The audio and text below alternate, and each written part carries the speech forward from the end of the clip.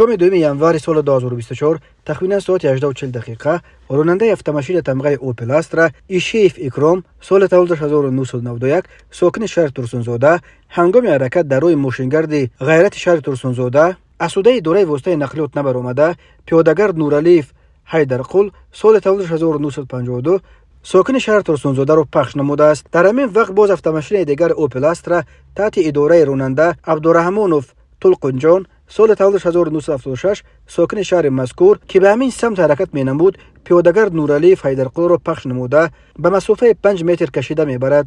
дар натиҷа пиёдагард Нуралиев дар ҷои ҳодиса ба ҳалокат расидааст. Бозам шоми 2 январи соли 2024 тахминан соати 19:00 дақиқа ронандаи автомошини тамғаи Opel Meriva Нуралиев Юнус соли тавлидаш 1974 сокини шаҳри Душанбе ҳангоми ҳаракат аз самти шаҳри Турсунзода ба самти шаҳри Душанбе воқеъ дар ҳудуди диҳаи ваҳдати шаҳри Ҳисор азудаи идораи воситаи нақлиёт набаромада пиёдагард Юсупов Фатҳиддин соли тавлидаш 1958 сокини шаҳри Ливакандро пахш намудааст.